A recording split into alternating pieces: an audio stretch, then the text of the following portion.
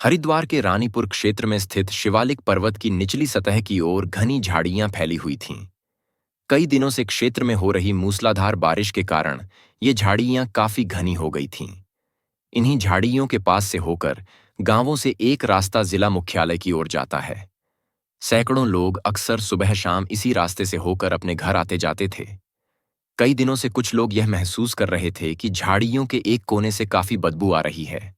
पहले तो लोगों को यह लग रहा था कि यह बदबू किसी कुत्ते या बिल्ली की लाश से आ रही होगी, मगर जब यह बदबू ज्यादा हो गई थी और इसे सहन करना भी असहनीय हो गया था, तो कुछ लोगों ने नाक पर रुमाल रख इसे देखने का फैसला किया था। उधर से गुजरने वाले कई लोग उत्सुकता से जब झाड़ियों से लगभग 100 मीटर अंदर की ओर पहुंचे, तो वहां का दृश्य देखकर उन सब की चीख निकल गई थी।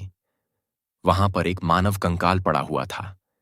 कंकाल के पास ही किसी युवती के कपड़े भी पड़े थे, जो बारिश के कारण भीगे हुए थे। तब सभी लोग सहम कर वापस सड़क पर आ गए थे और उन्होंने झाड़ियों में कंकाल पड़ा होने की जानकारी पुलिस को देने का विचार बनाया। यह स्थान उत्तराखंड के हरिद्वार जिले के रोशनाबाद मुख्यालय के निकट कोतवाली रानीपुर के क्षेत्र टिब्बड़ी में पड़ता है। घटनास्थल कोतवाली रानीपुर से मात्र 3 किलोमीटर तथा एसएसपी कार्यालय से केवल 5 किलोमीटर दूर है। इसके बाद राहगीरों ने टिब्बड़ी क्षेत्र में कंकाल पड़े होने की सूचना कोतवाल रानीपुर नरेंद्र बिष्ट को दे दी।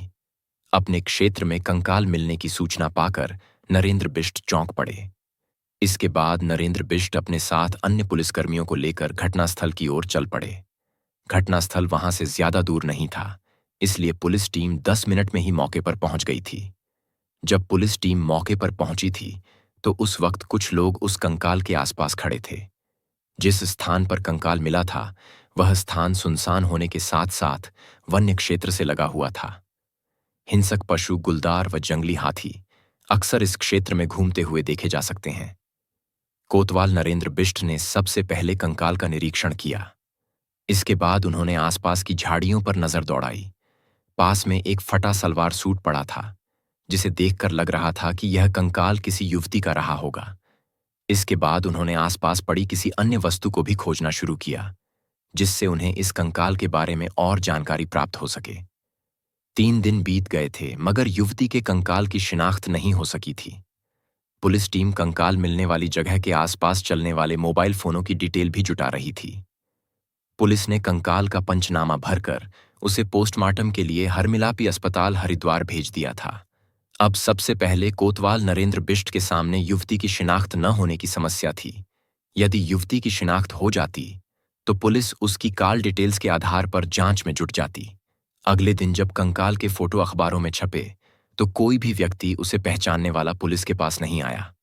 युवती के कंकाल की पोस्टमार्टम रिपोर्ट में भी पुलिस को ऐसी कोई जानकारी नहीं मिली जिससे कि पुलिस कातिल तक पहुंच पाती। तब 30 जुलाई 2023 का दिन था। थाना सिडकुल के एसएचओ नरेश राठौर के पास करीब 55 वर्षीय राम प्रसाद निवासी कस्बा किरतपुर बिजनौर उत्तर प्रदेश अपनी बेटी प्रवीणा के साथ वहां पहुंचा। राम प्रसाद ने नरेश राठौर को बताया कि उसकी 21 वर्षीय बेटी रवीना इसी महीने की 11 जुलाई से लापता है। राम प्रसाद ने बताया कि रवीना सिडकुल की एक कंपनी में नौकरी करती थी तथा उसके बाद से ही वह लापता हो गई थी। इसके बाद राठौर ने रामप्रसाद को कोतवाली रानीपुर भेज दिया था।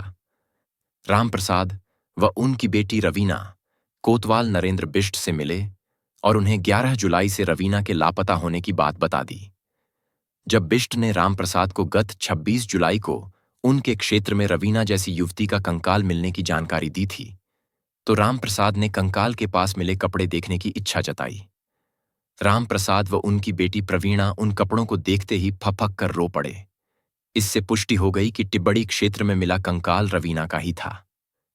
खैर, किसी तरह बिष्ट ने दोनों बाप बेटी को चुप कराया और उनसे रवीना के बारे में जानकारी हासिल की। रामप्रसाद ने बिष्ट को बताया कि पिछले 2 साल से रवीना की धामपुर बिजनौर निवासी पुनीत धीमान से खासी दोस्ती थी तथा उनकी आपस में शादी करने की योजना भी थी, मगर बीच में कुछ गड़बड़ हो गई थी। कुछ समय पहले पुनीत ने किसी अन्य युवती से शादी कर ली थी। पुनीत व रवीना सिडकुल की कंपनी आर्शिवेदा में साथ साथ काम करते थे। पुनीत कंपनी में सुपरवाइजर था। यह जानकारी मिलते ही नरेंद्र बिष्ट ने तुरंत पुनीत, धीमान व रवीना के मोबाइल की कॉल डिटेल्स खंगालने के लिए कहा। उसी दिन शाम को ही पुलिस को दोनों के नंबरों की कॉल डिटेल्स मिल गई। दोनों की कॉल डिटेल्स जब पुलिस ने देखी तो उससे पुनीत खुद ही संदेह के दायरे में आ गया। इसके बाद पुलिस ने पुनीत से पूछताछ करने की योजना बनाई। उसी दिन रात को ही पुलिस टीम ने पुनीत को पूछताछ के लिए सिडकुल से हिरासत में ले लिया। इसके बाद पुलिस उसे पूछताछ करने के लिए कोतवाली रानीपुर ले आई। पहले तो पुलिस ने पुनीत से रवीना के उसके साथ प्रेम संबंधों व उसकी हत्या की बाबत पूछताछ की, मगर पुनीत पुलिस को गच्चा देते हुए बोला कि मेरा तो रवीना से या उसकी हत्या से कोई लेना देना नहीं है। लेकिन जब सख्ती से पूछताछ करने पर पुनीत ने रवीना की हत्या की बात कबूल करते हुए पुलिस को जो जानकारी दी वो इस प्रकार है। बात 4 साल पुरानी है। पुनीत और रवीना सिडकुल की कंपनी आर्शिवेदा में साथ साथ काम करते थे। दोनों में पहले दोस्ती हुई थी जो बाद में प्यार में बदल गई। फिर दोनों ने भविष्य में शादी करने की भी योजना बना ली। यह अंतरजातीय प्यार गहरा हो गया। इस बाबत जब पुनीत ने अपने घर वालों से बात की तो दोनों की जातियां अलग अलग होने के कारण घर वालों ने शादी करने से साफ मना कर दिया था। इसके बाद पुनीत के घर वाले किसी और सजातीय लड़की से उसकी शादी कराने के प्रयास में जुट गए। उन्होंने फरवरी 2023 में उसकी शादी कर दी। दूसरी ओर रवीना के पिता राम प्रसाद ने भी उसकी सगाई कहीं और कर दी। इसके बाद पुनीत ने रवीना पर अपनी सगाई तोड़ने के लिए दबाव बनाना शुरू कर दिया। रवीना ने ऐसा करने से साफ मना कर दिया। रवीना के मना करने से पुनीत तिलमिला गया।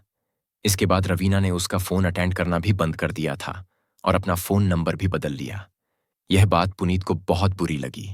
वह गुस्से में पागल हो गया था। तभी उसने रवीना की हत्या की योजना बनाई।